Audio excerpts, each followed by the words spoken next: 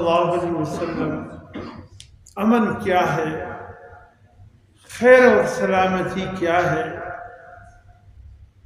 کہ جن پہ یہ مہینہ امن اور سلامتی کے ساتھ گزرے وہ ہے کیا؟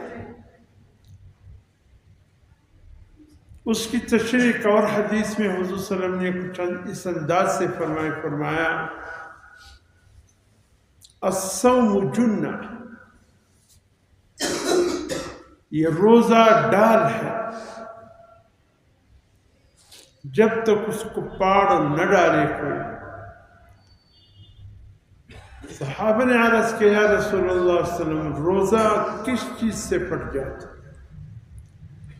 فرمایا غیبت سے، جھوٹ سے، جھوٹی قسم سے، بہتان سے، وہ جتنے اللہ اور اس کی ناراضگی کے امور ہیں ان سب سے روزہ پھٹ جاتا ہے۔ تو گویا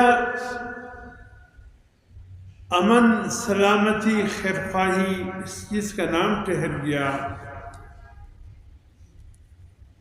کہ یہ مبارک ایام عافیت سے گزرے، خیر سے گزرے، سلامتی سے گزرے، لگائی بجائی سے اپنے آپ کو بچائے، جھوٹ سے اپنے آپ کو بچائے، غیبت سے اپنے آپ کو بچائے، اور ایسے امور جس سے اللہ اور اس کے رسول ناراض ہوتے ہیں اس سے اپنے آپ کو بچائے، اور اس طرح ماہ رمضان المبارک اس پر گزرے، پھر پورے سال اس کے لیے امن اور سلامتی رہے۔ ایسا بھی فرمایا کہ بہت سے روزہ دار ایسے ہیں جو روزہ رکھ کر بجز پیاسا اور بھوکا رہنے کے اور کچھ بھی اسے نہیں ملتا۔ صحابہ نے عرض کیا یا رسول اللہ صلی اللہ علیہ وسلم کون بد نصیب ہے روزہ رکھ کر بھی روزے کا جو ثواب ہے، فضیلتیں ہیں، برکتیں ہیں، اس سے محروم رہتا ہے، اور بجوز اس کے بھوکا اور پیاسا رہنے کا اور کچھ بھی نہیں ملتا، یہ بد نصیب ہے کو؟ حضور صلی اللہ علیہ وسلم نے فرمایا یہ بد نصیب وہ لوگ ہیں جو روزہ رکھ کر بھی جھوٹ کو نہیں چھوڑتے، جو روزہ رکھ کر بھی غیبت کو نہیں چھوڑتے، جو روزہ رکھ کر بھی لگائی بجائی کو نہیں چھوڑتے، روزہ رکھ کر بھی ان کی دل میں نفرتیں ہیں، حسد ہے، بغض ہے، ایک دوسرے کو کانے کے لیے تیار بیٹھے ہیں۔ یہ وہ لوگ ہیں جو روزہ تو رکھتے ہیں لیکن بجز بھوکا اور پیاسا رہنے کے اس کو کچھ بھی نہیں ملتا۔ روزے کا تو ایک مقصد تھا، صرف یہ نہیں کہ اللہ پاک اپنے بندے کو بھوکا پیاسا رکھتا ہے، اس سے اللہ کو ملے گا کیا؟ اگر ایک بندے کو اللہ پاک بھوکا رکھے، پیاسا رکھے، اس سے اللہ کو کیا ملے گا؟ اللہ تو چاہتے ہیں کہ اس کا بندہ واقعی ایک باکمال انسان بنے، اس کے اندر وہ صفات پیدا ہو جو اللہ چاہتے ہیں۔ اور یہاں روزہ رکھ کر بھی کچھ بھی فرق نہیں آتا، جیسے تھا ویسا ہے۔ رمضان کے بعد بھی پتہ ہی نہیں چلا کس پر ماہ رمضان بارہ کا مہینہ گزرا بھی کہ نہیں، تو واقعی بجز بھوکا پیاسا رہنے کے کچھ بھی اس کو حاصل نہیں۔ اللہ چاہتے ہیں کہ کوئی باکمال بنے۔ ایک حدیث میں فرمایا عقل مند ہے وہ شخص، سنیے حضور صلی اللہ علیہ وسلم کی ایک صحیح حدیث، فرمایا عقل مند ہے وہ شخص جو اپنے نفس کو اپنا مطیع بنائے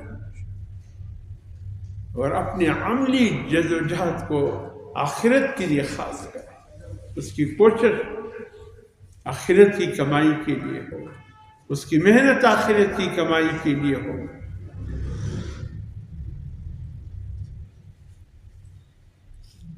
اور فرمایا عاجز ہے وہ شخص کہ عملی جدوجہد کچھ بھی نہیں، بس اللہ پہ آرزویں باندھتا ہے، تمنا یہ باندھتا ہے یہ اللہ غفور الرحیم ہے، دیکھ لیں گے، کیا دیکھیں گے، وہاں جا کر پھر کچھ کریں گے، کیا دیکھیں گے۔ سورۃ الحجر 14 پارے میں اللہ نے اپنی دونوں صفات ذکر فرمائے، صفت جلال بھی بتایا، صفت جمال بھی بتایا۔ کل یوم ہوا فی شان کا اللہ نے ایک عملی نمونہ بتایا کہ ہر دن اللہ ایک نئے شان میں ہوتا ہے۔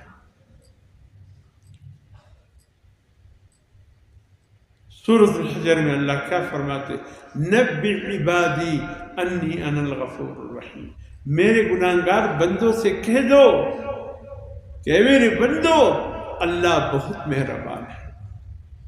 نا امیدی ختم کر دی کہ نا امید مت بنو،